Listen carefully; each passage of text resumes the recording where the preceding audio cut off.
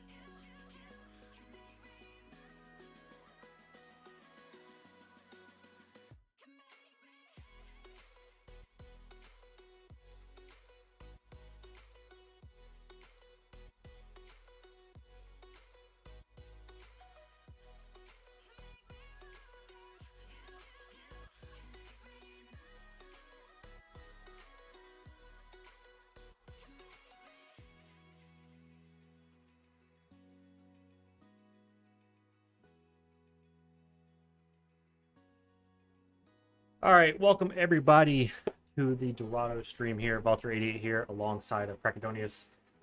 Sorry for the delay here. Looks like there is a couple of subs coming in on the side of TMG. It looks like they are also losing a band here because of using, I think, an E-sub. I don't really know for sure what the rule is, but I think just the amount of subs they have, they are having to lose a band. First time again here with Krakadonius as we get ready into the draft. What is this, week 3 of VRS? We got Vigar band, along with the Diana band as well, coming from the side of Gamma. Yeah, and as you said, Walter, my name's Krakadonius. Your mic is super quiet. Oh, it is? Maybe it's just me. Hold on. No, you're good. You're good. Okay. Yeah, so I'm really looking forward to this. As you said, they're gonna be -1 ban here, so it's gonna be really interesting to see how that ends up working out. What they're gonna have to leave up here on the side for DoG. You have that Volibear ban coming through as well as the Nocturne now. Really looking hard at this jungle, it seems like, for the side of DoG into TMG. I guess we'll see how that ends up turning out here. I don't really know if that just seems like that's the area where they want to focus. I know jungle is relatively strong right now, but especially in the competitive sense. But I don't know if that's necessarily the right kind of bands that you want to go for here. I know obviously Diana's really strong.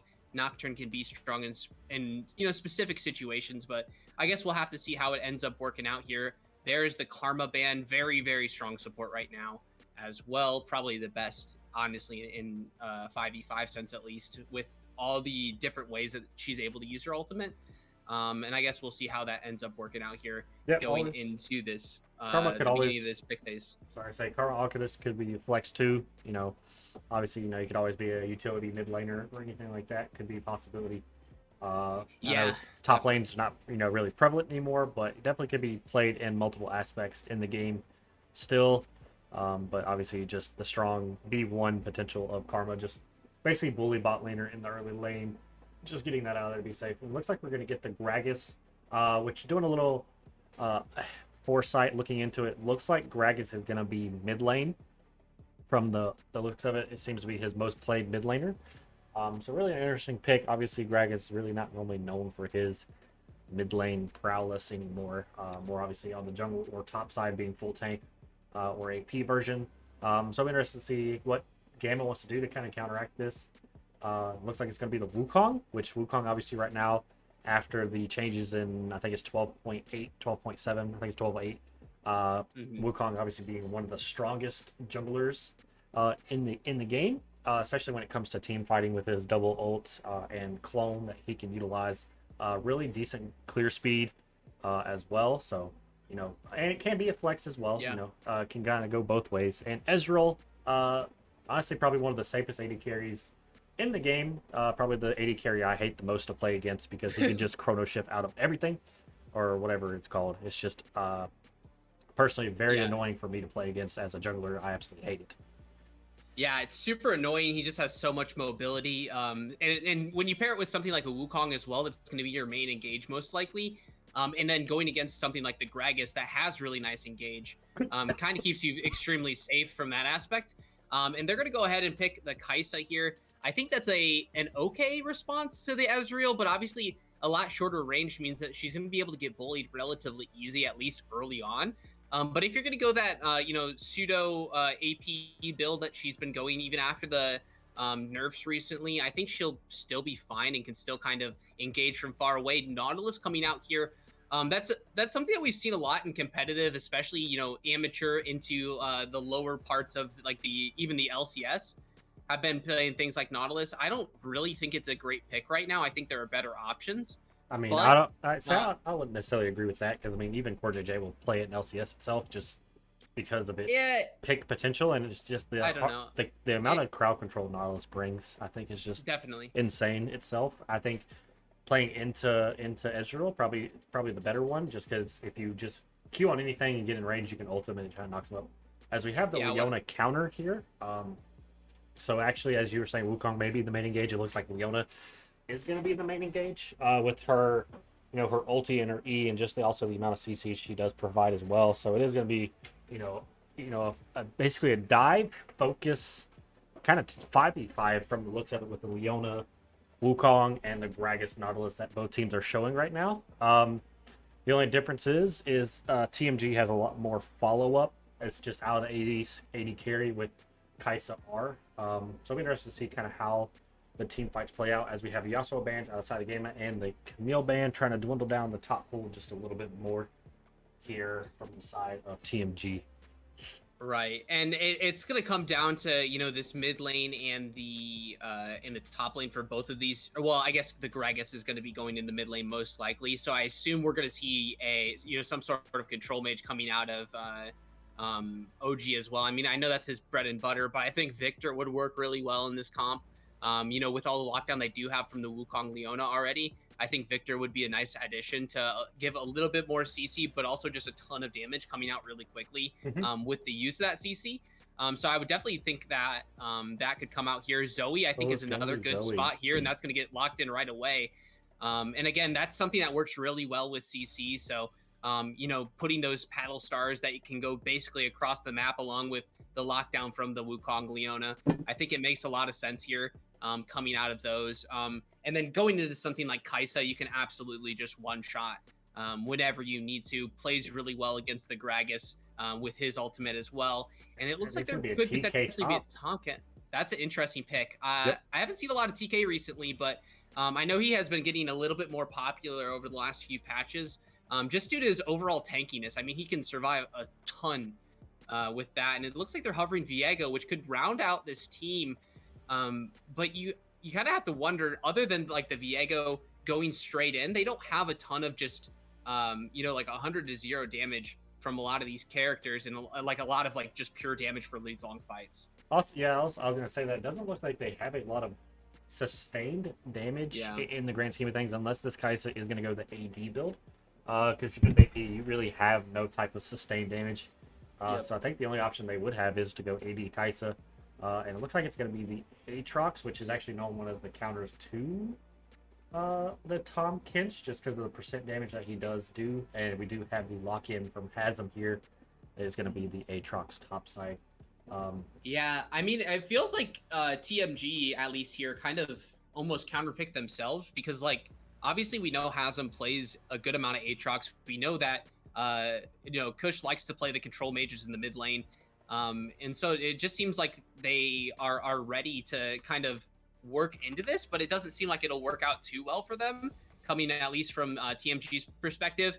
And while they are playing things that are a little bit more comfortable for them, at least from what it seems like from their champ pools, doesn't seem like it really works well into the champ pools of Gamma here. Yeah. So I guess we'll have to see how it ends up working out. Obviously, in something like a gold plat game, it comes a lot down to the how the players actually command the champions rather than the champions themselves. But at least from a team fight and composition perspective, it seems like Gamma does have a good footing, at least in the start of this game. Yeah, I think just team comp wise, I think Gamma does have I think the stronger team comp when it comes to the 5v5. I think they have a little bit more versatility because you have the ability to poke early on with the fight with the Ezreal and the Zoe. Early poke is obviously really, really good before you actually set up the hard engage. I mean, obviously you can get poke from Kaisa if she does go the AP build, but then their TMG is going to lack the sustained damage where pretty much everyone on the side of Gamma has pretty decent sustained damage, except maybe Zoe. I mean, obviously her Q late game is on a super short cooldown. Obviously she's mainly for the burst damage with the Paddle Star and the Sleepy Trouble Bubble, the lockdown there. But you have Wukong, Ezreal, and Aatrox who have really great sustained fighting. And if Kaisa goes AD build, that and Viego is really your only two sustained damage.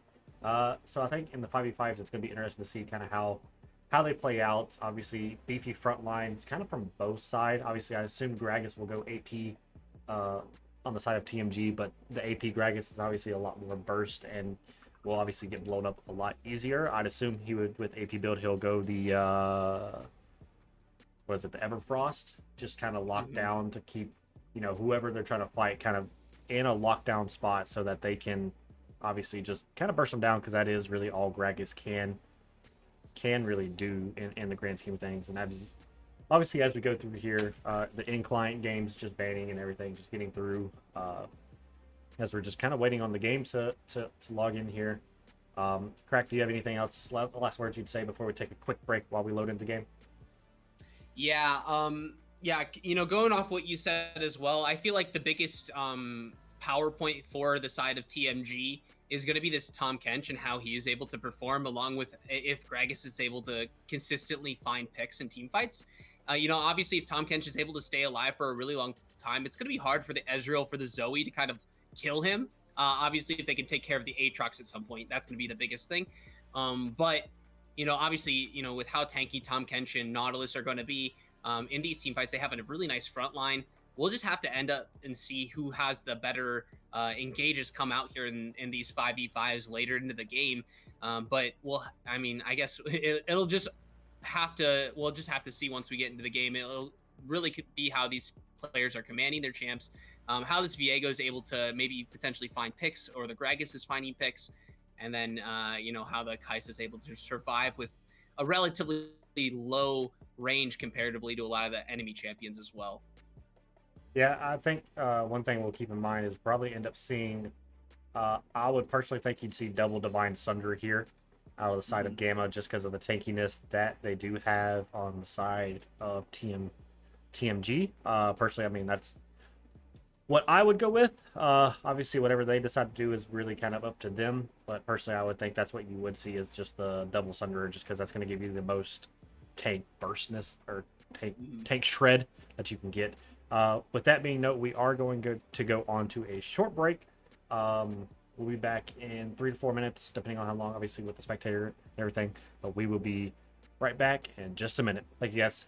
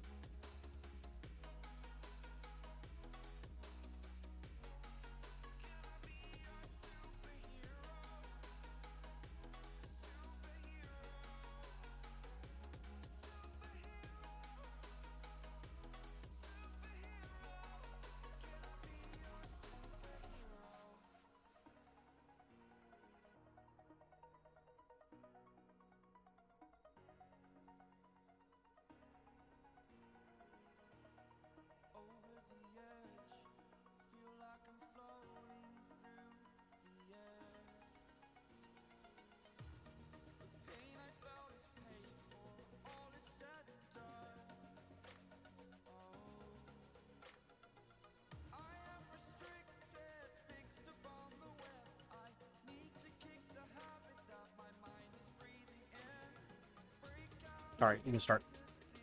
All right, welcome back, everybody. We are live here in Game 1, VRS Week 3, Gamma versus TMG here. Crack, I just want to make sure we're lined up. I'm on 22, 23, 24, and 25. I want to make sure we're on the same page. Again, I am here live with Crackadonius here. Obviously, we are Dorado Gaming. Obviously, we have pretty standard starts. We have Conqueror, Ezreal. Maybe the only difference that I normally see, I guess that's pretty normal actually nowadays. Do see the Conqueror Kaisa. I think that is a little bit different than usual. So it looks like she most likely is going to be going the AD build with that. Right. Yeah. I think it wouldn't really make much sense to go anything other than the AD build with the Conqueror. Just because I mean you wouldn't do any damage in the long term with anything else with the AP build from at least from far. Yeah, and you wouldn't ever activate your Conqueror either with it. So doesn't really make much sense. But yeah, I think it'll be interesting here. Obviously that mid lane matchup is going to be have a lot of eyes on it with I assume what we're going to see is probably a burst style Gragas and a burst style Zoe. So, whoever's going to be able to hit their combos consistently will have a lot of success in that mid lane. But yeah, I guess we'll just have to see how it ends up working here. Obviously, as you said, very similar starts, both junglers pathing to the top side. So we'll most likely see something happen. I assume they'll both full clear and go to that top side very quickly to help out with that Aatrox. And then that's exactly what the Wukong is going to want to do here with Rare Candy probably looking to help out Hasm there. Yeah, and actually a really good trade there for Hasm. Get double Q on Q1, Q2, and got the zone. I don't know what it's actually called. Kush obviously with the level advantage, already hitting the trouble and proccing the electrocute and hitting that, and that's the downside to Gragas, mid. I mean, you're stuck in a crappy situation when you know where you're getting picked. Another big trade topside. Aatrox looks like just 2 lane bullies out of the solo lanes here, giving all the prio to Wukong, kind of be able to do whatever he kind of wants to in the jungle. But obviously being Wukong early, not like the most, gonna really try to fight you early on in the jungle. Not least until he gets what's it called? Sheen. Once he gets Sheen, then it'll probably be a little bit better. But until then, it's a little, he's not the, the strongest champ in the 1v1 situation. Right. Obviously. Yeah, and now we do have a 2 buff Wukong here, and it looks like he is pathing towards that top side to contest on this Gromp. So I'm assuming we'll probably see a little bit of aggression here in the top side as we see them pulling back here. And now you see Wukong is invading here. Look at blue. Will he be able to pick up the Wukong or the Viego? Not quite here yet. But OG and Chat Off are skirmishing here in the mid lane. OG looking to get away from now with the Sleepy Trouble bubble, but he's going to turn it around with the Ignite. And it looks like this is going to be first blood from OG, but another return kill on the backside from the Viego as well. He's going to go down. Rare Candy might be able to pick this one up, but there goes the Sleepy Trouble bubble. And there goes the Viego going 1-for-1 there in the mid lane. But I think that is a little bit better for the Zoe, just because of the wave state overall, pushing it into him there. He's gonna be really safe and have not really miss much CS off of that.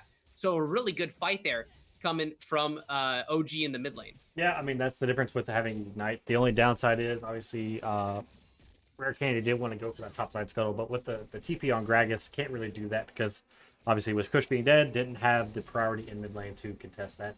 But Kush obviously getting first blood, missed getting the flash off Viego because he was basically could have got out at that point because Zoe things just does whatever she wants.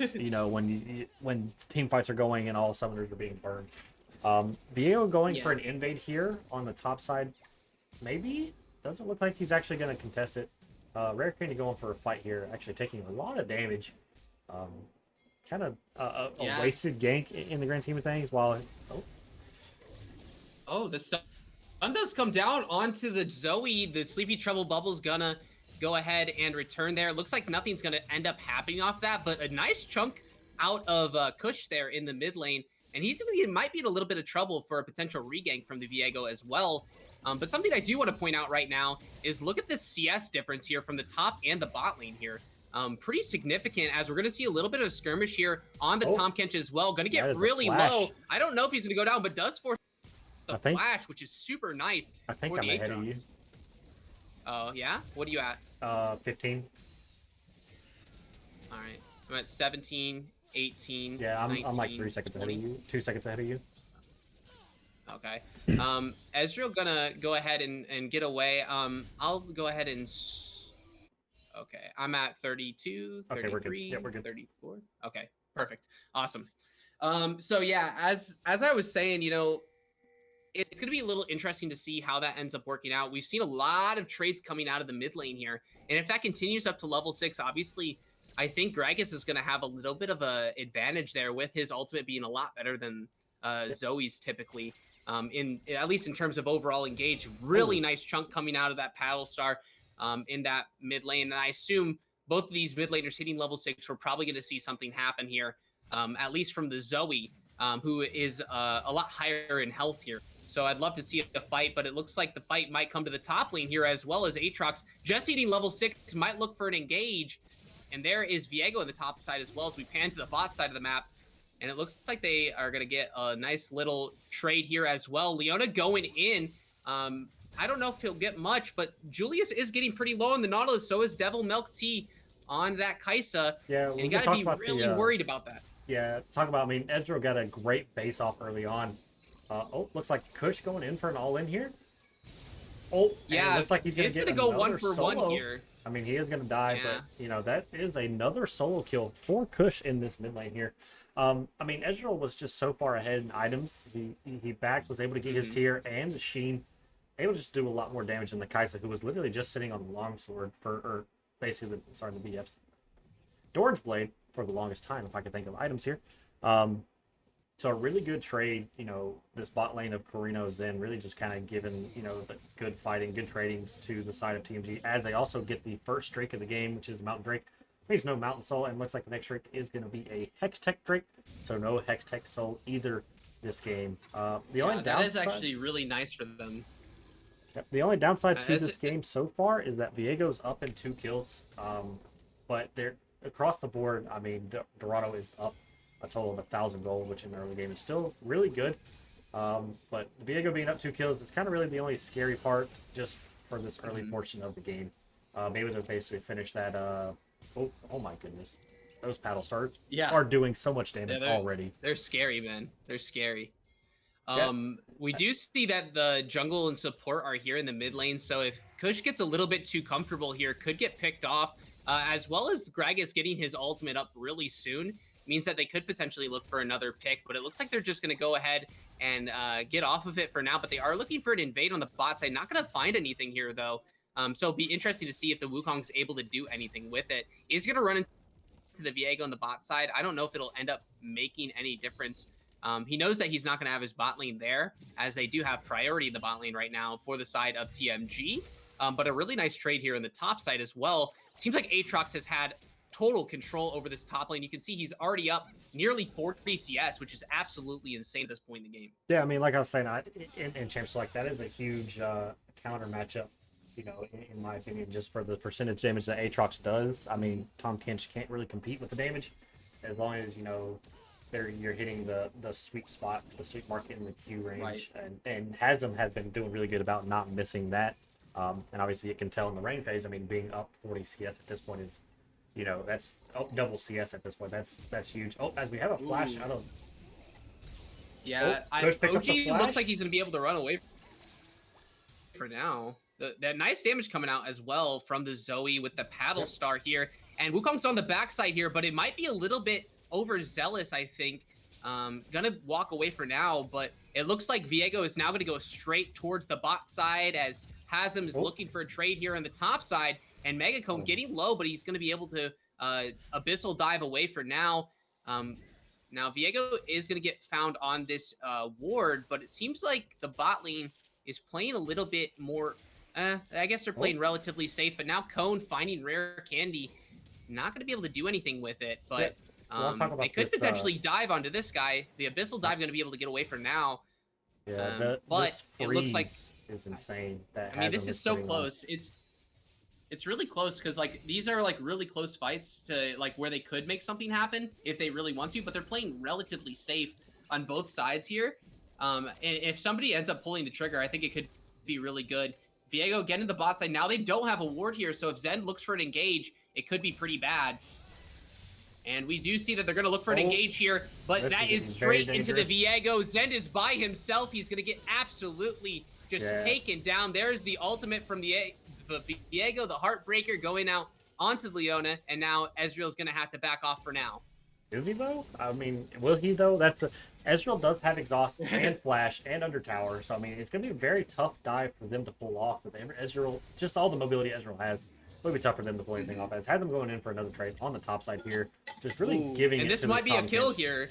Oh, that's a nice eat from Tom Kench, but it's into the turret. Is Hasm going to be able to outplay this? Looks like he is going to have him pretty low.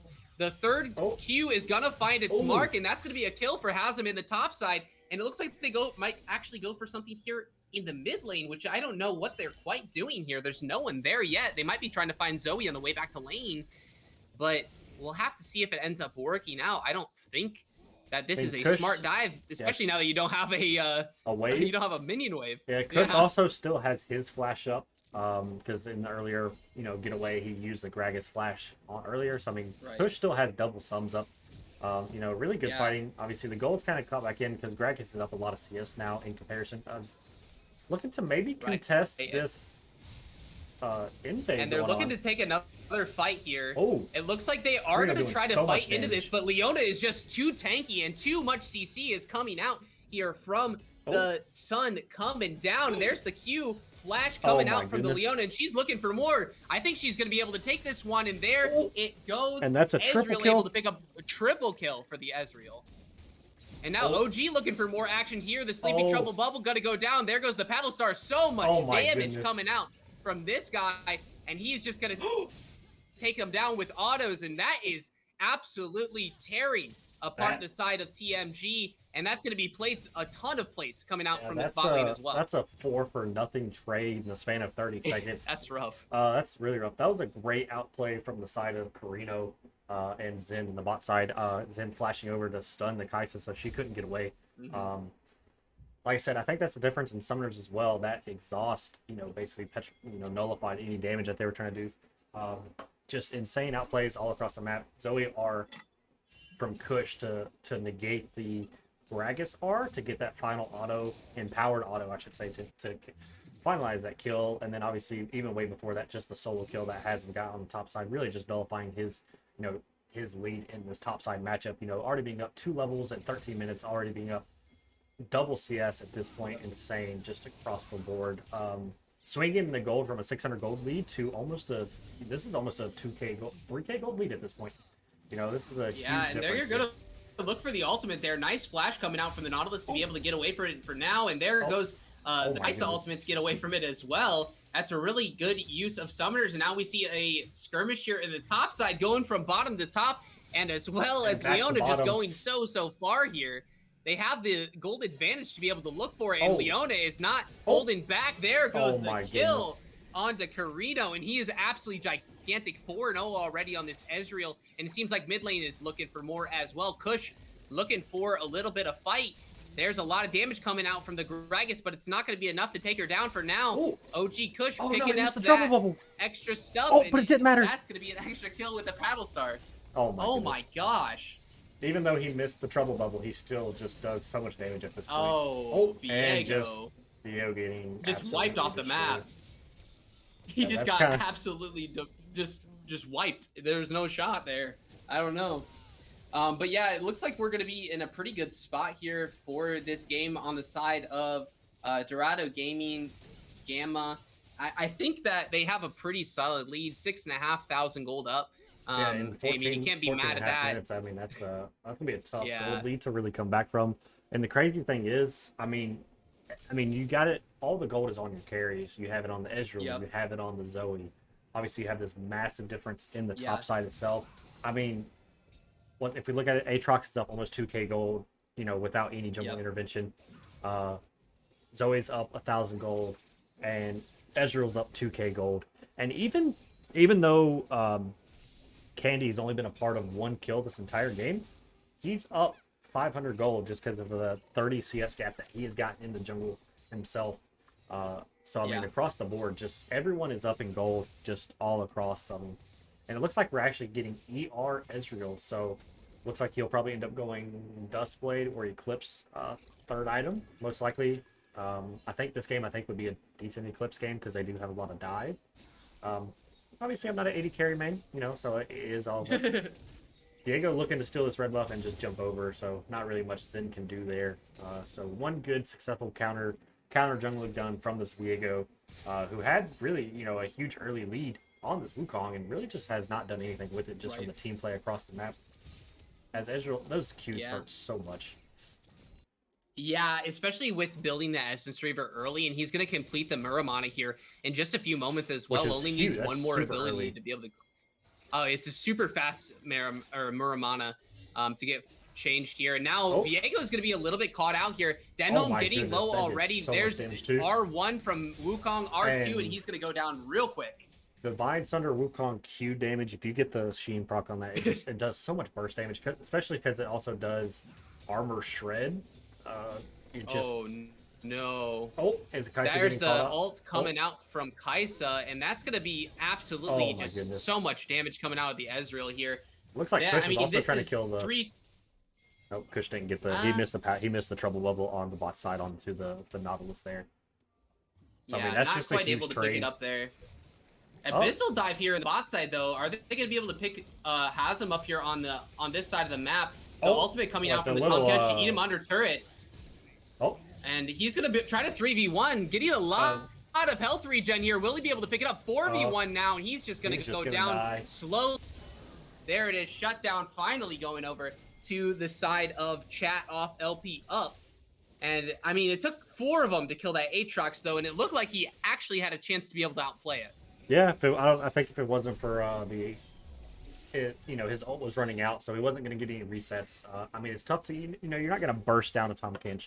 So it's tough because Tahm Kench was the one who was super low, so you weren't going to be able to burst him down to get the resets on the ult. And then obviously the Ignite came in from Nautilus, so it just cut his healing down even more. So it made it real tough for them to get the kill. But I mean, still almost a monumental outplay from the side of Hazem because I mean he is up, 70 CS at this point. Just a huge lead on the top side of the map. Just really across the board, as it looks like they have an engaged bot mid, but he's just going to back out, spam the Teemo emote. Other than that, really nothing to come across. Yeah. Third Dragon is going to be up here in 20 seconds. Looks like they're looking for an engage onto the Viego. Will they be able to finish him off? Does flash away and just gets away barely with his life, but he's going to be low, a little bit too low, if you ask me, for this Dragon. It looks like they're going to look for another re-engage here. Gragas going to be able to get away for now, but... That R did so much damage. Yeah, it really did. And now they're going to have free reign onto this third Dragon as well, putting them onto Soul Point as, assuming nothing gets stolen. I doubt that they have any chance of being able to get it. They have nothing to steal it. I mean, Kai'Sa W, but they were all sitting on the backside of the pit to make sure that nothing stole it. And Kai'Sa also reset anyways. And Hazem looking to 2v1. 2v1 here in the top lane, and there's going to be the Rift Herald going out into the mid lane. They're going to pick at least tier 1 up, looking to potentially get tier 2 here as well in the mid lane. Should be no problem as all, as a lot of damage coming out onto that Gragas. He needs to be really careful with his positioning here as these Ezreal Qs are just tearing them up. Tier 2 going to go down. There goes the engage coming out from the Nautilus. The Abyssal Voyage going in, and so is the Leona. Going to be able to find that onto 2, but she's going to go down. Nice Wukong R onto 4, and he's going to be able to find one to the backside. Greedo's going godlike, and there he gets the assassination coming out from the Kai'Sa. And will they be able to pick up more? Kush looking to pick this one up, and he's really low, but there goes the flash from the Gragas to be able to pick this one up. Shutdown coming out, but he's going to go down as well. Hazem, the only one left alive in such a bloodbath. Yeah, I mean, that was a crazy team fight. Diving in the tower. Leona was obviously super far separated from the team. Viego was able to get in the back line and finish off, kind of get to the Ezreal, kind of get to your carries, which is what you wanted to avoid, which allowed the Kai'Sa also fall up as well. So a little poor positioning there, but I mean, that was a 4v5 fight that they still won. Honestly, pretty well, because I mean, Hazem wasn't even there, and they still won it pretty convincingly. A lot of summoners burned. Also, let's talk about this. Ezreal's already sitting on 3 items. That's disgusting. At 20 8, minutes. 1, and 2. Yeah, I mean, he doesn't have a That's mythic. nasty. He may not have a mythic, but I mean, he's got the slows. He doesn't need from, one. Yeah, he has the slows from Shirelda's. He's got the damage from just basically everything. I mean, he's so far ahead of this Kaisa. I mean, 2K up alone is just, a monumental lead in the 80s area and 3K difference on the top side. So, I mean, your 2 carries, obviously, right now being Ezreal and Aatrox, I mean, really nothing to do. It looks like they're going for the Baron here. And Viego's caught out a little bit here. Gonna get absolutely demolished. What the hell was that? And they're just going to be able to start off Baron right off that. Should be pretty free. They don't have the Viego up. There's like no way to really steal that. And I mean, it's already down to 5,000 health. It's just going to get absolutely bursted here by the Ezreal. No contention here from the side of TMG. And there goes the Baron over to the side Luckily, of there's no one trying to steal. Gaming Gamma. And has him now going to be able to 2v1, getting a lot of damage off onto these two. Devil Melty is going to be by himself, killing spree for Hasm. And there is a nice snipe coming out from the Ezreal on the backside. And this team is looking to be in a really dire position. 20 kills to 8 for the side of Gamma. And they're looking to close this one out really quickly here, I think. Yeah, I mean, we're sitting at a 10K gold lead at 21 minutes. Should be an easy closeout from the side of Gamma. As long as as we have a dive coming out of Zen here, locking down the Viego. Oh, but the save from the Tom Kinch. Let's just talk about how fatty that ult was from Tom Kinch. That shield basically took up 3/4 of his health bar. Like, how's that fair? How's that legal? Yeah, they almost killed him through it anyway. I mean, it's just insane. Damage to Steam right now. They almost killed him through it. Yeah. Looks like we're gonna the have Abyssal dive a little bit aggressive here. I mean, he's going in. I don't know if he's gonna be able to find anything. The lockdown coming from the Leona, and Hasm's on the side here. So much damage coming out. Carito does get picked off, but Hasm is still alive and he's doing damage. Kush able to pick that one up. Nautilus is going into his death. Viego's gonna go down as well, and they're just gonna be able to clean this one up. They might have got the Ezreal, but it's not gonna be enough. Megacone is going and chat off. LP up. It's the last one alive, but he's gonna go down. Ace for the side of Toronto Gaming Gamma, and that's gonna be the game here. Gonna be able to close this one out through mid lane. Hasm just absolutely took over that last team fight. Even though they got the Ezreal, it just wasn't quite enough. They have too many damage dealers, too many cooks in the kitchen, and it's just not gonna be enough for the side of TMG to be able to do anything on the side of this game. It's one of those games where you have all your carries fed. You can take one out, but you can't take them all out. I mean, it's a 40-minute win from the side of Gamma here in game 1 of VRS week 3 against TMG. I mean, it's really hard for us to say anything, other than, maybe a couple out misplays. But I mean, even then, you're very rare looking at anything. Absolutely, TMG. Yeah. Did they fix the client yet? They have not, so I can't even see damage charts. Client still bugged. Riot's a small indie company. But I mean, we see the damage here, obviously, with the new overlay. I mean, Kush doing almost, 19.5. Carino doing 16.8. And, has them doing 15.4. I mean, it's hard to really say anything bad about that game. I mean, obviously, a few little misplays here and there of mispositionings. But, I mean, overall, a really dominant game 1. And that's really without, no offense to Canny, but he didn't really do much in that early game. I mean, that's really what Wukong wants. He wants to free farm. Viego got a couple free kills, but Viego was not able to transition it. Viego didn't even finish on 2 items, and he started 2-1. So a really tough game from the side of TMG, but a really great game and really kind of controlled game out of the side of Gamma here. Really kind of hard to complain about anything as to start this best of 3 series with a really dominant game 1 kind of stomp. I'd say a 22-minute game. I mean, that's a hard stomp at this point in any type of competitive scene.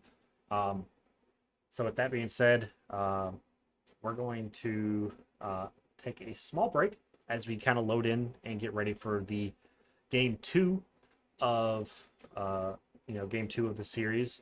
We will be right back. Hopefully, no longer in 4 or 5 minutes, as they kind of trying to probably change their draft game up and see what's going on. But we will be right back.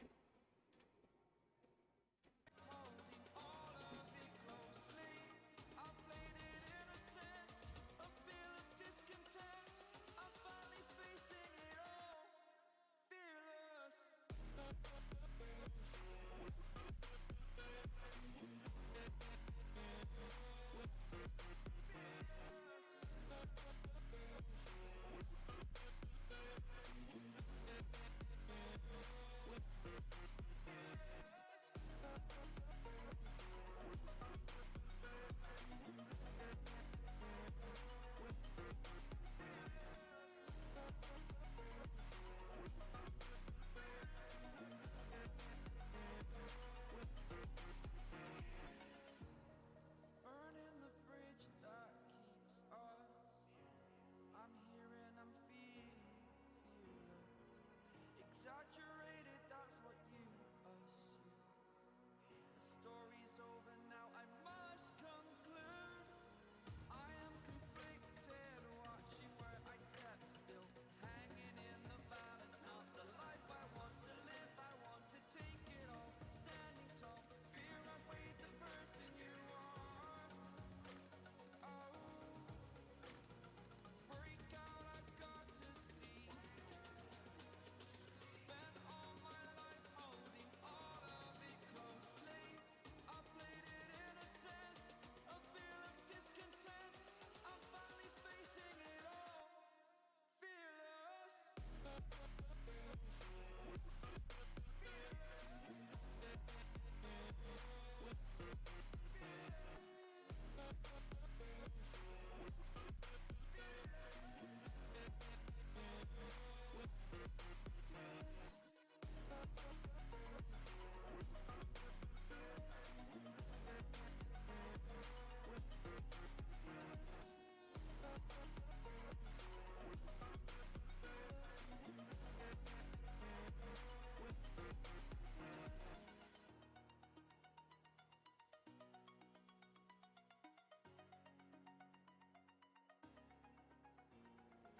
All right, welcome back here. We are loading into the Game 2 draft of VRS Week 3, Gamma versus TMG. Obviously, they're actually sticking on the same side, blue side for TMG and red side for Dorado, Gamma. So we're interested to see what picks we're looking at, because last game we saw the B1 Ragus. So we're interested to see. Oh, looks like they're changing the draft, immediately getting rid of the Ezreal and Leona. Ooh, so interesting. They basically said we're not going to give that bot lane back over to them. They said it was just too powerful. They couldn't handle it. So it looks like they're just getting rid of it. You know, they're getting away, trying to get rid of the strong suit. As we have the same bans from Gamma, Diana, Nocturne, really pushing down the pool of the jungler. Who was the jungler? I don't know Their his name. jungler was Denholm. Yeah, Viego. MX, whatever. Viego. Look like they're just pushing the pool down on him once again. I'll be interested to see. I don't think they get a third ban again. I think they lose it across the series. Yeah, it's kind of rough. Only having 2 bans. Yeah, 2 bans across series, and it looks like I said, they're just going to get rid of the bot lane, which opens up a lot of avenues again. I mean, you're giving Rare Candy a possibility to get the Follow Bear. So we're interested to see what they kind of do here. Obviously, game, I think you just stick with the same bans, and that's exactly what they did. Yep. I mean, with the dominating Yeah, game 1, no really reason to change up your draft plan. Looks like we're going to get Oh, Morgana. what? The Krakendonia special here. Morgana I must say, in a 5v5 sense, I really don't like Morgana that much. I personally don't play her at all in competitive, just because she's so... You have to hit abilities to be like to play her at the top of like the her best. Obviously her best ability is her spell shield, right? But like with like competitive play, you need to have damage coming out from her as well to be like viable. And I feel like you're just not going to get that. And you see a Lucian counter pick right away. Like it's Nami? really it's extremely. If you played Lucian Nami, like Morgana can't play the game. Like literally, like there's nothing you can do about it. You're going to get out traded every single time. You can never hit a bind. Like it's just really hard to play that lane. I've personally played it a lot, and it's like probably one of the hardest lanes I've ever played in terms of like bot lane. And they're going to go ahead and lock in that volley bear there. Maybe as well. they're going to save. Oh no! Don't go Samira. Oh, that's so bad. They're going to try to go full aggression, which would That's not a good be lane. Great. Now, obviously, Samara that can kind of block the Nami ult if they decide to go that way, but obviously they can change it up. I mean, Lucian obviously can be. I think Kush has been playing Lucian, so he actually it could be a flex pick as well. 100%. Unless Hasm's going to pull a Blippo and pull out Lucian top. But it is going to be the Samira lock-in, so it looks like we're going to have another dive ADC. That's but still, really... I mean, Samira's just so bad, in my opinion, in competitive play. Well, not even that, but like also into Lucian, they're both really short range, but Lucian just does more damage. He's basically Draven but like Well, I don't know early about that. game. Like more damage early game, less damage late game. Like that's basically how I see Lucian right now. He's really strong. Oh, it's gonna actually be What? Morgana jungle. Wait. Is this Morgana jungle? It's Because they either that just or gonna be locked in Morgana Thresh. mid. There's no way it's Morgana mid. I refuse to believe that they're gonna play a Morgana mid. That is the worst champion in mid lane. I mean, That would be listen, so bad. but it looks like we're gonna get Lucian Nautilus. That's interesting. I mean, that's just gonna be full aggression bot lane from both sides. So I mean, it's just gonna be perma fighting bot side at that point. I feel like Lucian Nautilus is better than Samira Thresh 100%. I mean, I think I think you pick any other ADC. Aphelios Thresh would be fine, but you go Samira Thresh, and you're kind of locking yourself into a. You're too short range. Yeah, if something goes wrong, or if you dive in and you don't get your ult off as Samira, you just die. Like you're well, stuck. and also it's just too much CC coming out from the Nautilus as well into the Samira. Like she goes to dive in, he just autos her once and she can't do anything. Like, and then the Lucian just pounds you from 10 years away because he has higher range than the Samira anyway. Yeah. That's gonna be a rough bot lane here. We see the Vygar and the Kiana bans coming out. I don't know what the Vygar ban is. Is that something that Kush really plays much? I don't think I've ever seen him play it. Yes. Kush will play Vygar mid. I mean, if you looked at his OP, he has one of those higher win rate champs. Okay. So it's definitely a possibility that he could break it out. You know, one of those things that's actually really strong, and it kind of stops Samira from going in, or Thresh from going in. So it's a pretty good ban. Yeah. Kiana Jace ban looks like just dwindling some pulls some more, getting rid of the range top lane. So it'll be interesting to see kind of what they want to pick out. I would assume on R4 they would shoot, I don't even know, blind mid again and save counter for top after last game. I think that's what they do here. I would be very surprised if they let Aatrox go through again. They're gonna ban the Camille instead. Leaving the Aatrox up, I think that's a bad decision, honestly. I think Hazard maybe he really thinks, good there. Oh, Wukong? And they're gonna Wukong would be very interesting. That's huge. I guess they could go I mean, Wukong technically top lane. you can double flex it if you want to. You could play the Volibear top. Looks like it's gonna be the Gnar though. Maybe. I don't know about the Gnar here. I don't think he's like super great right now, but I feel like he's Wukong's always just a better decent team in fighter comp. overall. Yeah, he's always good in top with ulti, you know, but it'd be interesting to see kind of what they want to do. Because it looks like that is what they're locking in here. Yeah, the Gnar lock in. Which, you know, Gnar is good, you know, for team fight purposes, just for the sole purpose, obviously, of getting the ults down. But other than that, I mean, he's really, you know, susceptible. Obviously, early game, he's not very tanky. Right. And Wukong has a gap closer, which is obviously the main thing Gnar is in his mini form, is having that, you know, the range advantage. But, you know, when you have gap closer. And the Silas count. So yeah, so it is Morgana jungle. Just like I thought it would be, because like it doesn't really make sense to play that mid lane. Then you have the Thresh lock in, which I think they could have left for round 2. Honestly, yeah, but I think that's probably what they should have done, and then prioritize the mid lane, picking like the Kiana or something like that.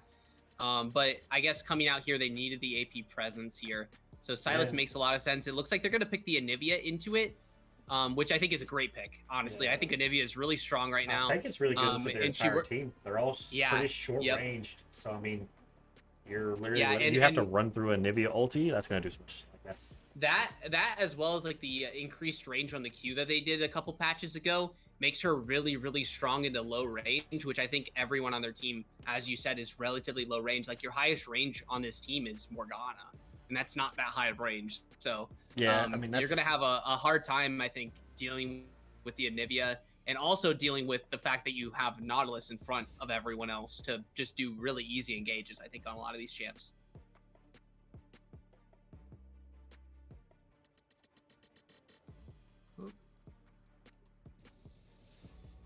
Yeah, I mean, I think in the grand scheme of things, you're looking for a, you know, really tough game, you know, for TMG, especially if you can't snowball the game. I mean, you got melee mid, you have basically melee ADC, you know, and honestly, I mean, Thresh has a hook, but I mean, he wants to fight. He gets in your face 90% of the time. Gnar, who in team fighting is in your face. And then Morgana, I mean, her whole point, she hits a Q and then she's supposed to run into your face and ult.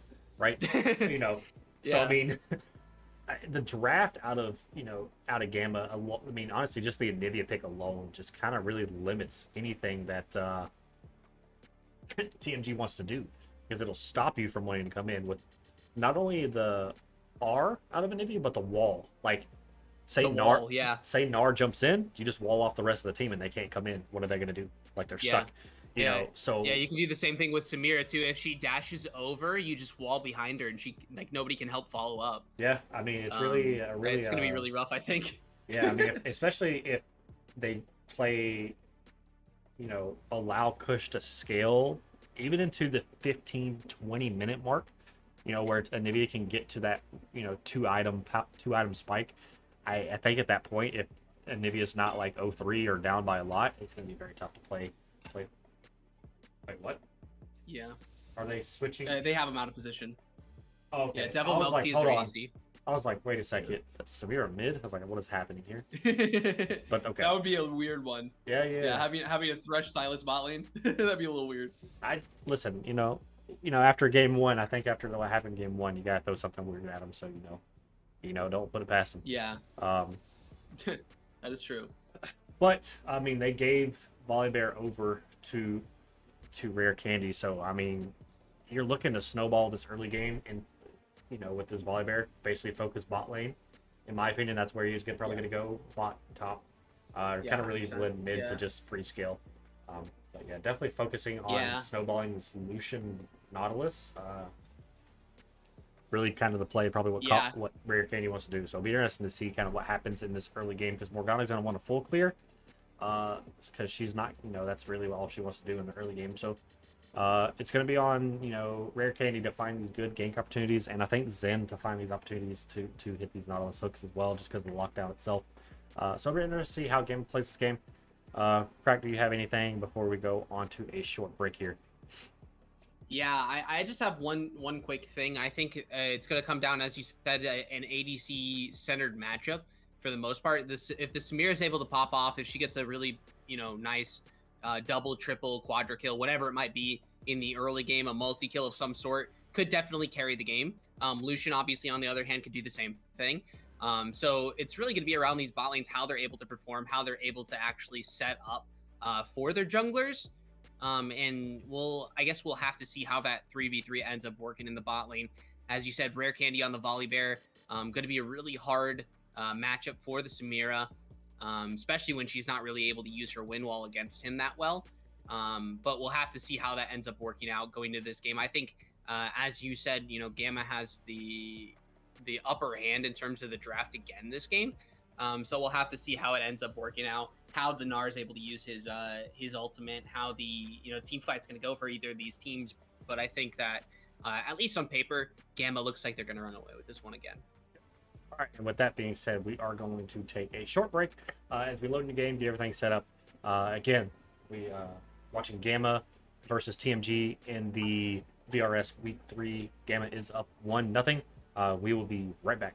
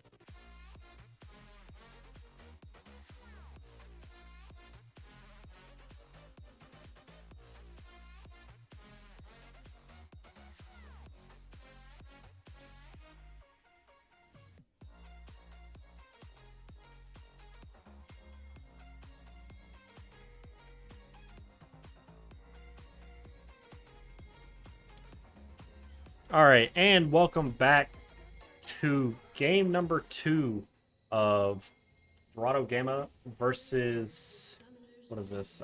TMG. So True Minded Gaming. Looks like we have a 5-man stack looking to go for an invade this early game on the bot side here. Obviously, Gamma is up 1-0. Obviously, this being game 2. They're on red side of this game as well, so I'll have to go ahead and put that there. Fix that. Yep, there we go. This invade coming through Yeah, here. they're looking for an invade here, but it doesn't look like they're gonna be able to find anything. Oh, I think Are they I'm a maybe little delayed or staying? something. I'm not sure what's quite happening, but Oh, I mean, what time are you at? but yeah, I don't think they're gonna do anything off. What time are you at?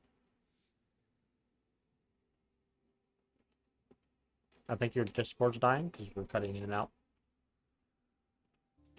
Oh, Oh God. Yeah, you just freaked out there. So I don't know what happened, but Krakadonius is gonna go back and fix his stuff.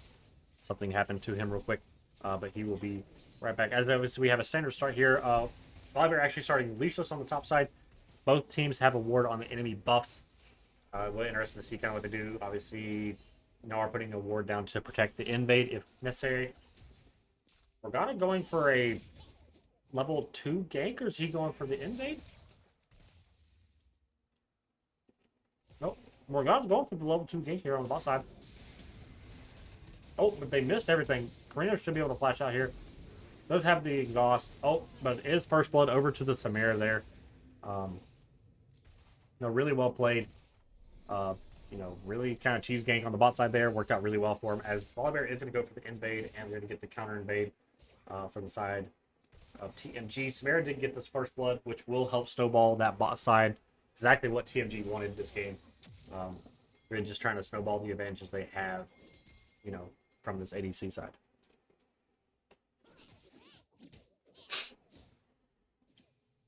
Looks like we do have pretty standard stuff. Normal matchup top side. Wukong getting the early push in. Crackdown should be back here anytime soon. Wukong is level 3. Actually, Morgana Thresh here in the mid side here, looking for a 3-man gank onto Kush. Onto the Zenivia. Don't let her really the Zenivia snowball, as he does have to push in. Oh, Wukong actually, Gnar jumping in here, actually taking a lot of damage here, not really needing to trade that, jumping into the minion wave, and it's a candy minion, so taking a lot of extra minion damage there. Oh, looks like Nas here going for a hook. Oh, but Reno actually getting hooked there. Can't really follow up because he did get hit by the hook by the Thresh with the Glacial. Looks like we might have a dive here. Oh. And, Hasm didn't need the flash there, but a great dive from the side of Gamma here. And another gank coming from this Morgana. Really. Oh. Oh. Carino trading the 1-for-1, actually. That is actually huge. Making sure Samir doesn't get it. Giving it over to Morgana and, pushing that wave in. Really huge from the side of Carino, making that play. Great hook on the side of Zen to stop the Morgana from really getting anywhere before that.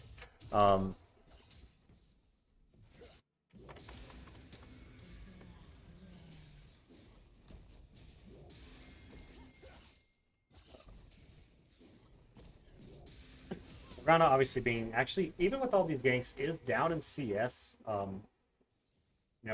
Rare Candy putting a lot of work getting the CS. Up. Probably down in gold, most likely. Actually, relatively even in gold with that dive off. And Hasm obviously is up a lot now with that kill. Gold obviously fairly even across the board. 200 gold difference is really nothing, obviously. So we'll just continue to see this. Obviously, like I said, this Morgana is really just focusing on this bot lane. And literally just no respect played from the side of Gamma here. This bot lane is really just getting taken advantage of by just perma-shoving this wave. Really causing an issue. This Morgana is just perma-camping bot, really getting not punished for it. Gamma's really just letting it happen, not really taking any wards down, not really have anything happen to help prevent any of these ganks here. As actually a lot of TMG is actually fairly low in the jungle doing this camp. Rare Candy could have a way to steal this. And he actually did steal that. Wow. That is actually huge. And look like Crack is back. I can actually hear him again. Welcome back. Oh, the double stun. Nice double stun there. I mean, I don't know if this is the fight that you want to take, but a lot of really good engage. And Julius is going to go down on the backside. And looks like Denholm might be the next one as well, as the Ag is onto OG Kush. They're going to go down on the backside here. But now it looks like the side of TMG might be in a little bit of trouble. Is Zend able to find that hook? And there goes the ultimate to be able to pick that one up. Silas doing so much damage with it going back in here. I don't know if that's the right call, as he's getting really low, but the wind wall going to be able to keep him alive for now. And I was watching as I was restarting my Discord, and TMG is off to a really good start here so far in this game. They're finding all the right skirmishes, and they have numbers in every single fight that are really just in their favor so far. And so while, you know, they're trying to stay up with it on the side of Gamma, it seems like the overall rotations on TMG are just a little bit quicker, and that's what's been keeping them ahead so far. Yeah, it's also just the disrespect they were playing for the bot side. Yeah. Now, not assuming the Morgana's just camping bot lane, which is what we said was going to happen. You know, really kind of what needed to happen is what they did, and they were able to, you know, get away with it kind of for free of the dive top side. As Rare Candy goes to check, Morgana hasn't even reset yet, sitting on a total of 2,100 gold. You know, so far. It's a lot of gold. Yeah, that's disgusting.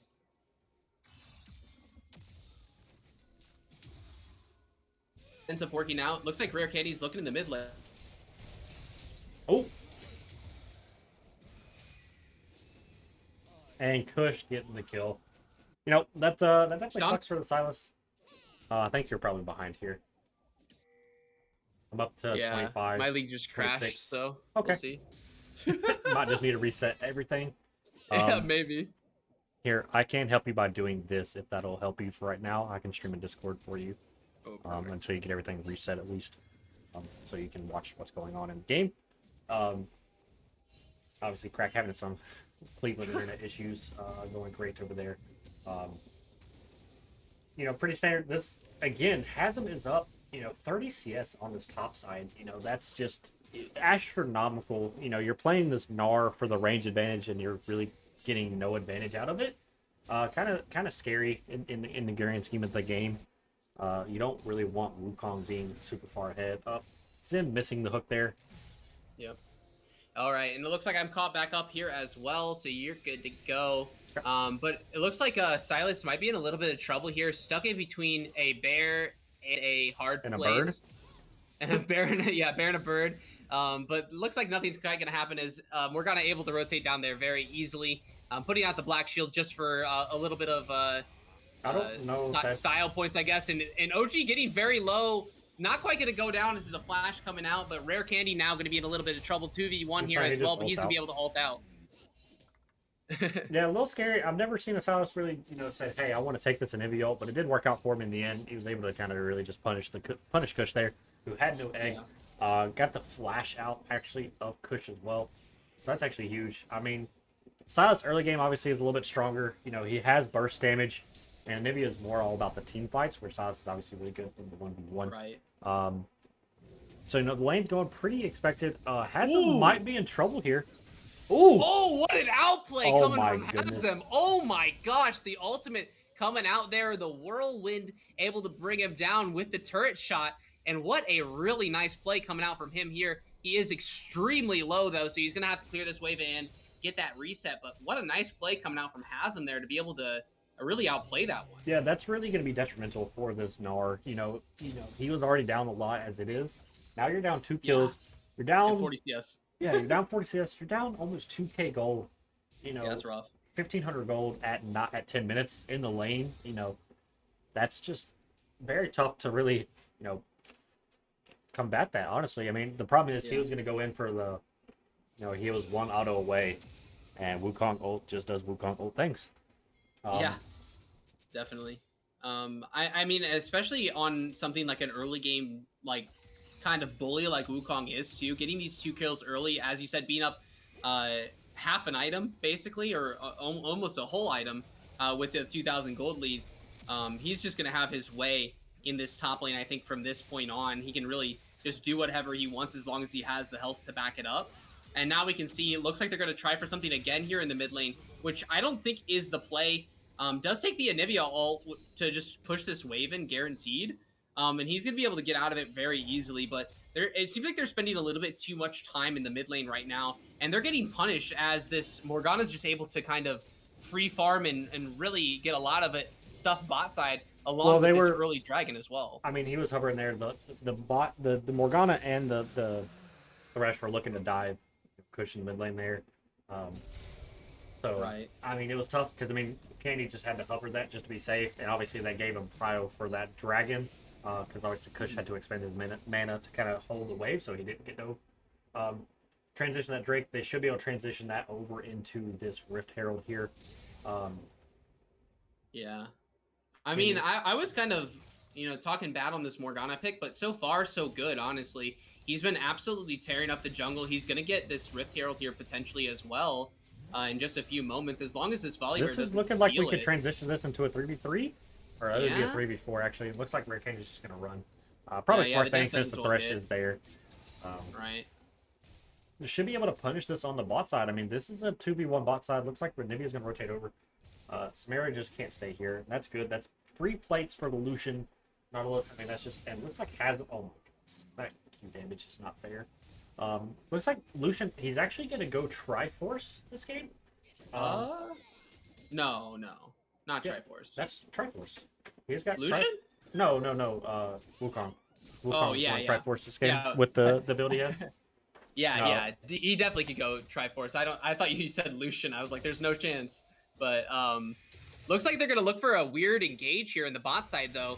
The hook is going to land from the Nautilus, going to get on top of him, and they're just doing a lot of damage here, but the Morgana is here as well. Zol going to get pretty low, but there goes Julius on the backside as well. Denholm going to be the next one to go down. There's 2 kills going over to the side of Dorado Gaming, and they're looking for more, but Chat Off is here, and there goes the kills. There goes the Samira.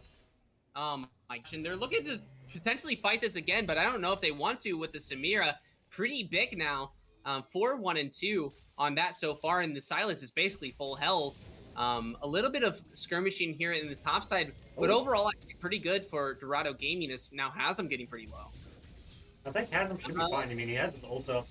The Cyclone is going off. I don't think he's going to be able to do anything with it. But yeah, with that, Dorado Gaming does take the gold lead, but overall, really close fights coming out from both these teams so far. Overall, if the fights are close right now, it's better for the side of Dorado. But now Hasm is going to be a little bit caught out here. 3 in the top side. The bind going out, not going to hit there. And Hasm going to get flayed back, and he is going to go down here. There it is. Shutdown going over to Thresh, though, which is super nice. That's good. But they're going to take all those plates top side, which does really suck. I don't know if Carino can fight this. You don't win this, Carino. The exhaust? Oh, no, doesn't matter. Not even close. Samira, you cannot 1v1 her right now. The hook is coming out onto Denholm, though. Gonna stun up the Volibear. No reason. I mean, that's really a lot of aggressive stuff going on in this game. Carino really playing really more aggressive than he kind of needs to. I mean, Samira had the, he had item advantage, but you still can't really 1v1 a Samira. It's really tough to kind of do that in this situation when she has shield bow, because you may have an execution, but you don't have anything to burst through the shield. So kind of really sloppy play coming through this, early to mid game transition going out here. Oh, Kush with the a lot of damage coming out from Chat Off. Obviously, his Silas is pretty top tier right now. First turret is going over to the side of Samira and TMG as well, which is again just making their gold lead a little bit higher here. 2 kills up. Derehome looking for something. Not going to be able to find anything here. Just, again, black shielding for no reason. That might end up coming back to haunt them in the mid to late game if she just randomly black shields for no reason. If she does that in a team fight and it actually means something, it could be pretty bad. So we'll have to look out for that and see if that changes for the future. Yeah. Because I mean, that's going to be your most important thing in the Oh, late as we game. have Hasm going Gnarl here. coming out, it's not going to mean anything as the Cyclone was going out at the same time, but just more trading here in the top side. And as you said, this game is a lot faster paced than the first game was as well, which is That damage. really seeming to the side of, or it's favoring the side of TMG, which is super good for them. Yeah, I mean, just really sloppy play, honestly, out of the side of Gamma in this early game. A lot of disrespect playing to this Yep. Morgana jungle pick in this early game, as we have. Looks to be like a 4v4 going down. I don't really know if they have a way to fight this, though. Yeah, I look at think just TMG all the kind of has to vision give that this they have. up because the No, vision, no, no. you I can was see the saying vision. Gamma Oh, can't no. fight this. I don't think Gamma has a way to win this fight here. No, that's exactly what I was saying too. It's just the vision. If you look in the bot side of the map here, the vision is just so overwhelmingly in the side of TMG right now. Yeah. And your Which, strongest member is sitting topside taking tower, so really hard to fight it when all your Yep. gold, the gold advantage you have for, what lane you have the most lead in is topside. Because Yeah. everywhere else, it's really jungle. Jungle is even right now, and topside obviously is winning for the side of Gamma, but everywhere else is down in gold. So I mean, you have to kind of have to wait for I wait for Drake 3 or 4, and kind of fight. As looks like Carino's just they're trying to fight. They're trying to use this Morgana Black Shield to evade. Ooh. Oh, nice Oh, hook but coming out from that right Zend there. though, and that's gonna be a free kill onto Denholm. I mean the culling coming out from the Silas, which And the Lucian, will do a double lot of damage culling. in the future, but I mean for now, just was unable to do anything. Nice hook Ooh. again on the chat off. Nice lantern as well to get him out of that danger. Could have gone down there if the Thresh wasn't near, but now 4 in the mid lane for TMG, and they're looking to take down a lot of damage onto this mid lane turret. So actually, yeah, I mean, you can't really fight. I mean, you hold. Oh, another great hook coming out from Zend. He's going to have to. Oh, stopwatch Zanya's is for taken now. out. I don't know if he has a way out, though, and they don't have the damage to do anything else. Yeah, they are looking for a fight here, though. Silas Chat off getting really low. Is he going to be able to go down? There is a really nice play coming out from the Gale Force. Oh, is this going to be a dive? Oh. Has him. Might be a little bit too far up. He's looking for the Cyclone and absolutely demolishes Denholm. What the hell was that damage? That's the so it's the Q. The Triforce. Yeah. No, what's the Q damage with the clone? So it's like double Q into second ult. So you basically do double damage right there. Yeah, that was a lot. Yeah. I wasn't expecting that all. He just kind of got bursted really quickly there, and that's going to be he also tanked full R1, which obviously cuts armor as well, like armor shreds, and then you take a Triforce empowered Q to the face. And with the clone Q, it's a lot of damage.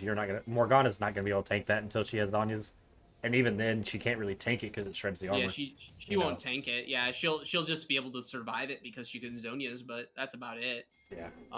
But yeah, has him looking really strong right now, as you said, up 80 CS. Just absolutely been dominating the top side this whole series so far.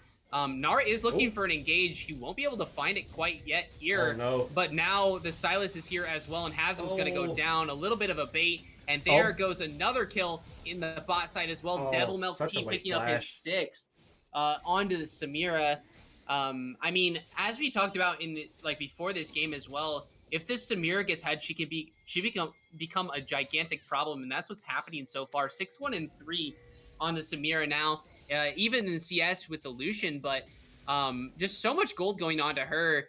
And if she's able to keep this up and not get shut down into something like the Anivia or the Lucian, she can really take over this game quickly.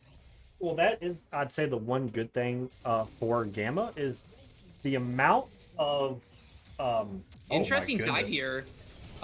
There's 4, and they're going to be able to pick up a lot here. The TP is coming in, but I don't know if this is something you want to TP into, Hasm. Guz going to look for the double Cyclone, not going to be able to find anything. Double kill going over to chat off on the Silas, and that was just a little troll of a play, I think, here from TMG.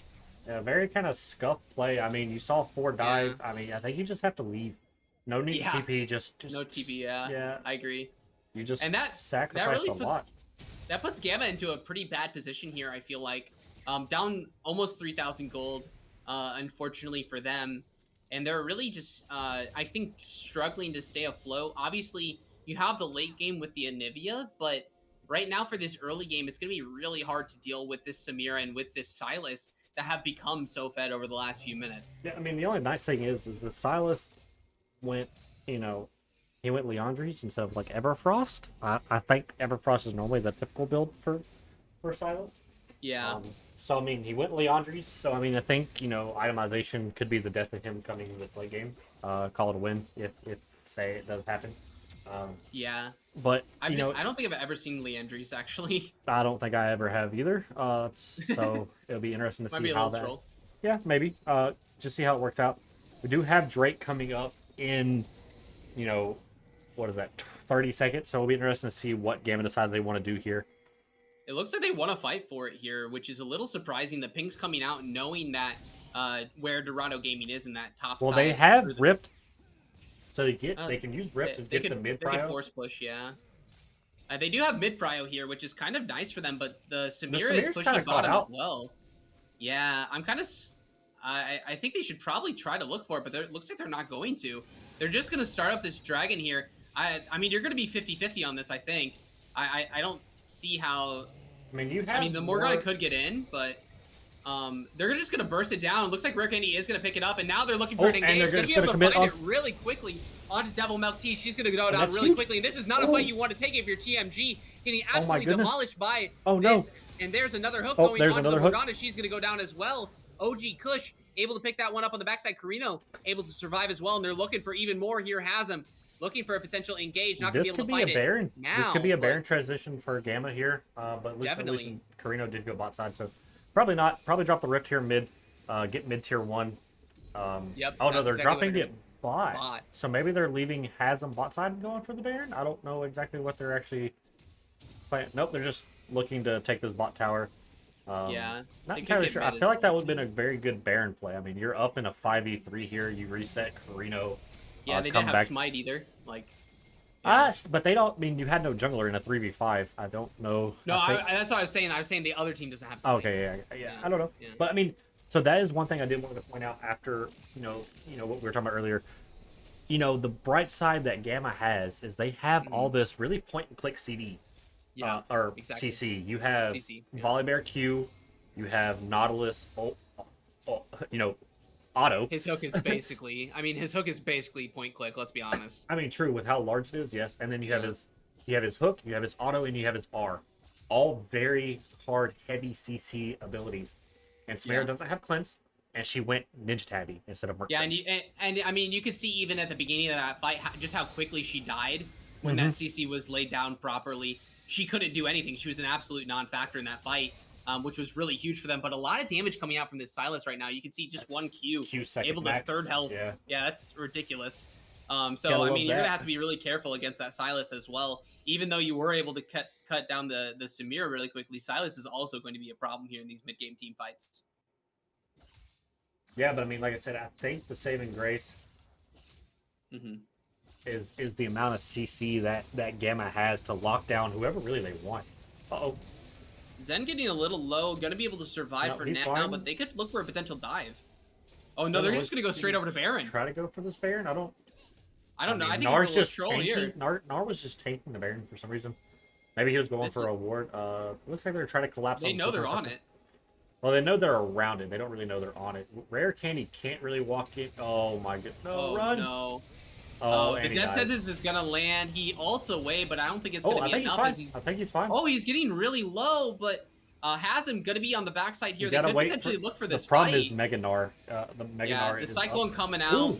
Gonna be able to find it onto 2. Gonna be able to find it onto 3 again. Has him getting really low though. Not gonna be able to quite find the Samira on the backside. And Rare Candy not able to find anything as well. Chat off getting really low. Might get the entry kill. The shutdown going over to Carino, which is super nice for them. What is that flash? The death sentence gonna land from Julius, and Rare Candy just barely hanging on to life. Denholm is gonna get one, but she looks like she's gonna go down on the backside here. The egg is gonna hatch, but no, she's gonna go down. Okay, yep, she is gonna go down there. Yeah.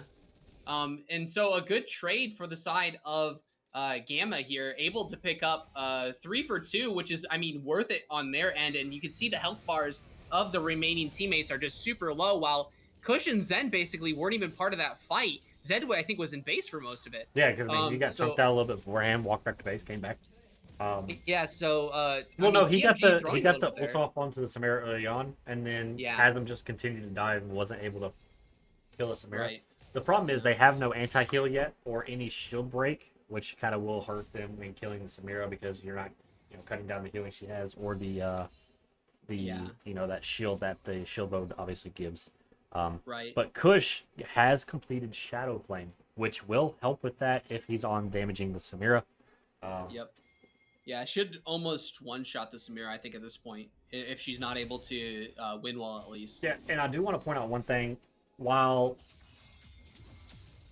so while Samira is 7-2, Lucian already has 3 items. Already up in items because he didn't even finish tier 2 boots yet. He's also Yeah. up in gold somehow, even though he has 7 deaths. I think Um, the shutdowns he's been getting yeah, I mean, but really that's helped him. huge. I mean, this Lucian sitting on Infinity Edge at this point, that's 60% crit. He's just going to do a lot of damage, in these fights now. As we have Drake coming up in 16 seconds here, Gamma getting the advantage here in the mid lane. Everyone is already here. Um, should be pretty free for them to just burst. Obviously, the solution being so fit. Yeah. They do. It is going to be a 5v5 here in the bot lane. They do have the first kind of area to get in here. Chat off in a frontline position on the Sylas. Going to be able to steal the Wukong ultimate, which is super nice. The Dragon's just going to go down really easily to them. And they're going to look for the re-engage. Hit Nice the Gnar. hook. Gnar does Again, there goes the Cyclone into 3. Is Hasm going to be able to find anything, though? Zen looking for more, getting another nice hook here, and Chat off gonna go absolutely demolished there from the Collector, and they're looking for even more. Hasm looking for a re-engage here. Carino going over the wall. Denholm getting an ultimate onto 3, but it's not going to be enough as he's going to go down on the back end. Lucian might go down as well. He will not quite go down here. Yeah, just barely not going to go down there. Where's that? But it was really, really close, and now they're going to be pinging Baron. Carino, you need to lifesteal off something. You're going to die instantly to that Baron. But I think that they are on a really good spot. You got the red buff regen. He's he'll be fine. He'll be fine. Plus, but that's going to be Baron over to the side of Dorado Gaming Gamma as well. 17 kills to 17. They're backing it up now 2,000 gold, and now up a little bit more as they're getting that Baron into the reset. And I think they have control of this game at this point. The Samira just being way, way too much, as well as that Sylas. I think, like I said, with the scaling that, obviously Kush has in this mid lane, if he wasn't down a super lot by the time we reached that 20-minute mark, it was going to be pretty easy for them. And as we've seen, they were, while bot lane was down a lot, and jungle was kind of even, top lane was up a lot. Kush was down probably a little bit in gold and kills, but he was still able to free farm and get his item points.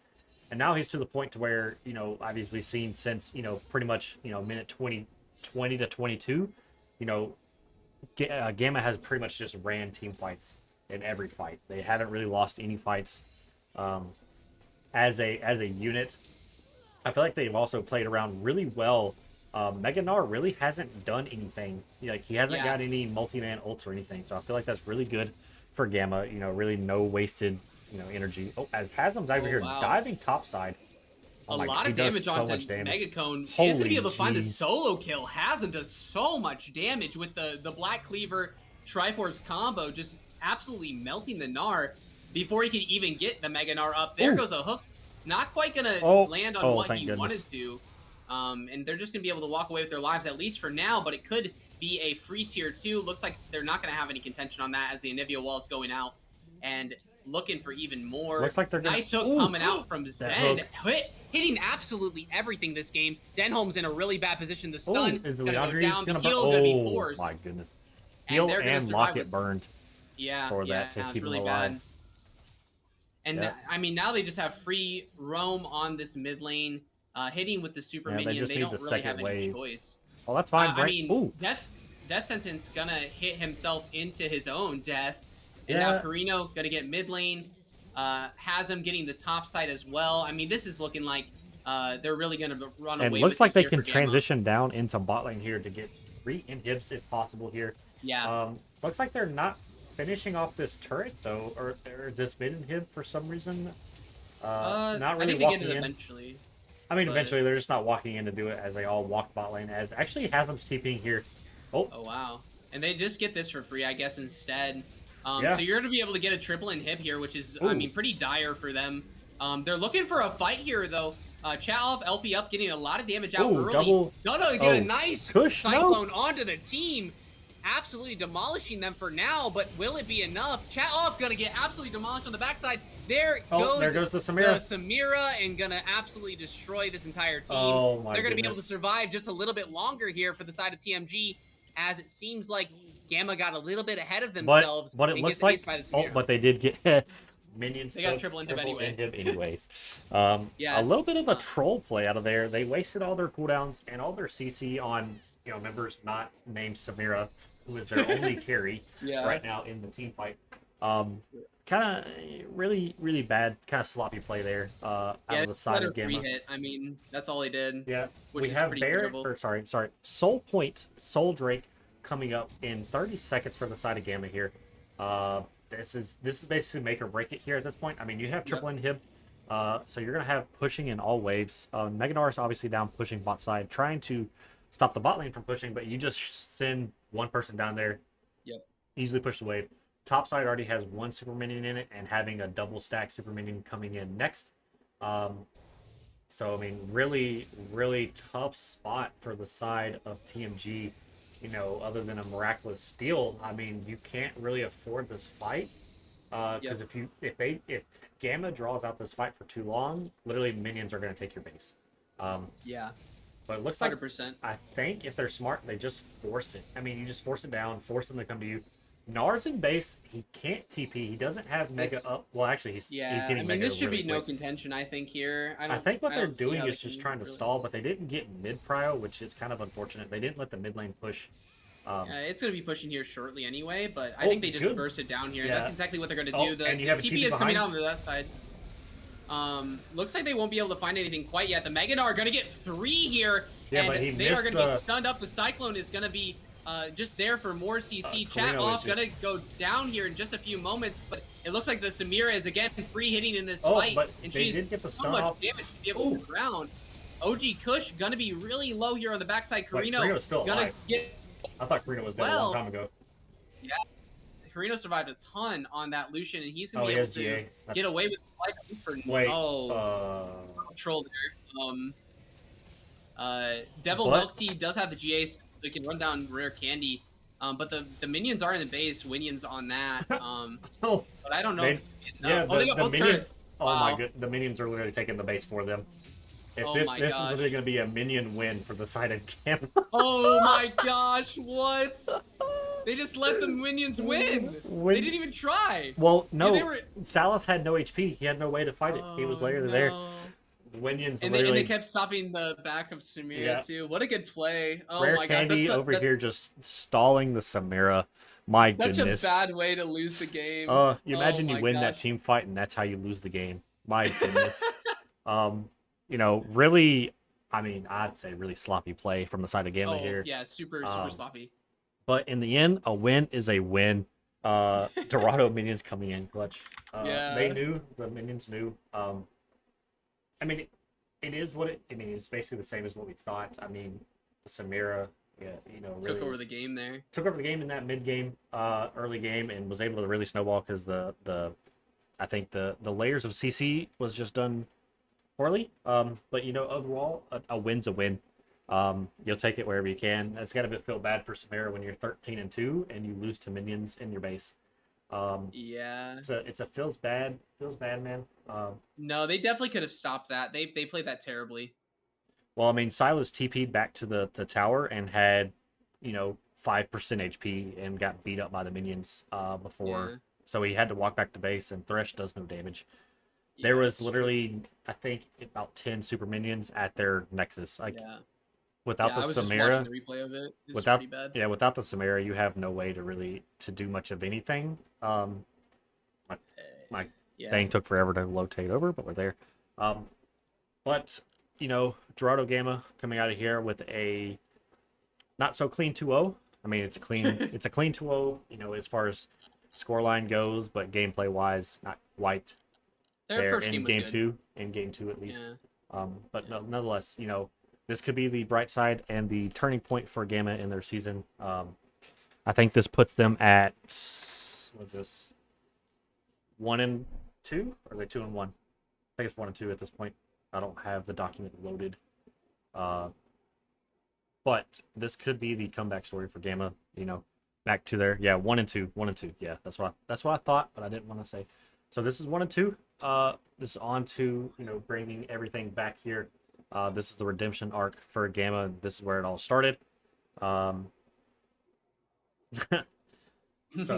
yeah, this is let's say there's really not much more we could say. I mean, TMG played really well in that second game. Devil Milk Tea kind of smurfed all over on the Samara. Yeah, wasn't quite enough though. I think Hasm kind of just ran over the top side of the map in both games. While this game doesn't look as good, scoreline wise, but in lane wise, he was kind of smurfing in lane both times. Kush obviously just doing Kush things, smurfing on the Zoe and playing really consistently on any control mage that he plays. Really able to maintain the mid game there, to keep Gamma in the game. And then Beer Candy obviously playing really well, getting good picks, getting good gank setups on the on the Volibear in this game. I'll say Wukong game, he didn't really have to do too much. His team kind of just smurfed over everybody there. Carino obviously doing a lot of damage across both games on the Ezreal and on the Lucian. Really, the Ezreal game kind of smurfed on everybody. Lucian game, other than being camped in the early game, really found a way to bring it back and bring his, his gold and damage back up to it after being down so much with the Morgana kind of, being bot side permanently. And then Zen doing Zen things, hitting hooks, hitting Leona ults, and then really just kind of smurfing over everybody. I think not really smurfing, but popping off. That was Smurf. That was really Smurf. Honestly, the second game he kind of carried most team fights with the hooks that he was hitting. Yeah, he was catching a lot. Most people getting great hooks. And good Nautilus ults onto the Samara to stop her from being able to do a lot of the Samara things in the team fights, which allowed them to really bring the game back into it in that mid game. Really stalling out the Samara damage, everything like that. And TMG playing really well in this second game, really brought it back compared to, I say, game one. Really bright spots, out of this gameplay that they had. And Crack, if you don't have anything else, I think that'll be everything from us tonight here in Dorado. Yeah, absolutely, man. It was a lot of fun casting with you. I'm sure we'll get some more here pretty soon, but a solid interview. Solid that's right. That's right. We do have to do the interview. So all right, we have to decide of who is our MVP for the series.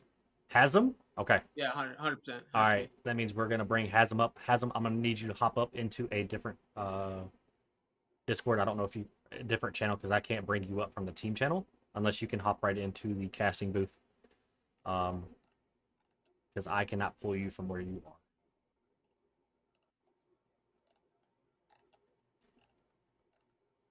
Okay. All right, we're gonna pull Hasm in here. Give me 1 second. All right, there we go. All right, how's it going, Hasm? How's it feel to win this series after the the rough start to the season that you guys have had? Feels good. Finally getting a win. Not 0% win rate anymore. Feels good, man. Feels good, man. Yeah, definitely, man. And you had a lot of really good gameplay during that series. A lot of good engages coming from both the Aatrox games and the Wukong games. But looking more at game 2, even though your team was behind early, you were absolutely smurfing there in the top side, up like 80 CS at one point, I think, on the Wukong. So what was your team's mindset kind of going into that game, especially being down early in most lanes other than obviously your top side, to kind of bring it together and being able to win the game despite being behind early? Yeah, I mean, top lane, I just kind of took notes from 69 Nuff. I mean, Lil Emps, he's gave me some notes, so I had to put in the work, copy what he did, and I'm seriously though, I just kind of like I didn't want to underestimate anyone. I just kind of went in with like full respect and like just went in there, like played my game, played the wave, just played proper. I'll say definitely in that game one. Your wave management on that TK was pretty Pretty impressive. I mean, that TK didn't really get to walk up to the wave because you had it frozen in front of your tower for multiple points. I'd say solid 5 to 7 minutes total of that game. Really allowing you to grow that double CS lead basically throughout the entire game. It was really really good. Um, Yeah, I kind of he just kind of like auto pushed, so I just like tried to punish where I could. yeah, I think you did a really good job in that matchup. What were your guys' thoughts after that game one? I mean, you guys obviously kind of, I'd say, dominated game one with a 22-minute win. What was your thoughts going into game number two? Obviously, when they obviously banned out the entire bot lane from you guys. Yeah, I mean, I think one thing was the Morgana pick kind of like threw us off. We're like, Hmm. what the fuck? They got Yeah. like B1 Morgana in like 2022, so we're like, okay, let's just try to flex solution because we didn't think they were that great after game one, so we tried something that we don't usually do Hmm. is flex solution. We Hmm. didn't really end up flexing it, but we ended up taking it to bot lane, and then like I think it was doing fine like for the early game, and then they started like cheesing bot a lot. Like They were I think they bot did like all the time. yeah, like they did 3 camps gank bot, do one more camp gank bot. They She just didn't even do 3 camps. She did 1 camp bot. oh yeah, Yeah. Went and did blue buff, and I think Gromp came right back bot, Yeah. yeah, and She then was. then went and did like Krugs, and then came bot again. It was pretty gnarly jungle pathing. Mainly, I mean, it did go punished early on. Obviously, Candy was able to get the entire top side from the Morgana, but obviously, I could feel for Zen and Carino, being your Yeah, they bot went lane, a just little play just game. getting perma ganked every 2 seconds. It felt like they couldn't even yeah. walk up at any point to do anything. Um, but obviously, held a very strong mental, uh, between them two, and obviously able to bring it back. Um, you know, from what the position they were in. So is there anything you'd like to say here? Unless Crack, you have any other questions for him? No, I think I'm good. What are your closing thoughts or anything on that series at least? I mean, obviously it's your first win in the league so far. So, what are your extra thoughts or any like shout outs you got for your team? Uh, Shout out to my team for playing the map. Like I think we played the map really well that second game, even if we're behind on kills. We were up in gold and just taking towers. I think it was like 22 to 20 at some point, Mhm. and we are up like like 6 7 towers. Like I think a lot of the rotations from them like really sucked. Like they got kills on the rotations, but like we traded back and we got the kills traded back and like a tower or two, and like they kept losing multiple waves, just like ignoring the waves a lot. But Yeah, I'm glad we got our first win. I expect much more to come, and I expect a really good split. Yeah, definitely. that's that's. I mean, y'all guys, I think played around the map really well. I think the macro was really strong from you guys. Obviously, punishing anything, for the most part, punishing things that happened on the map on the other side of the map. Obviously, you were able to get that dial off early. Punishing the Morgana showing bot multiple times. Uh, taking the jungle camps top. Be able to rotate to Herald to Dragon, things like that. Able to really keep you guys in the game on the early Mhm. side, even though bot was being really pressured. So I mean, like I said, overall, maybe not the cleanest game too, but we take a easy 2-0 victory over in TMG. So really kind of hard to argue, in the long run about that. Um, so Hasm, if you don't have anything else, Crack, if you don't have anything else, I think that's where we're going to end the stream. Um, we should be back on. I don't know if we're going to be back on Saturday actually, because I think Risen is streaming Row, so I don't think we will be here streaming them Row. So I'll have to look at the schedule to see what exactly games we will be back to do. Um, Again, Valter88 here, streaming alongside of Krakadonius on the play-by-play. Um, Again, if anybody's here who hasn't followed, give Dorado a follow. Also follow us on Twitter. I think it's at Dorado Esports, something like that. I have to look into it. Follow us on all the social medias. Follow us on uh, Twitch. Other than that, I hope you all have a wonderful night, and we will see you guys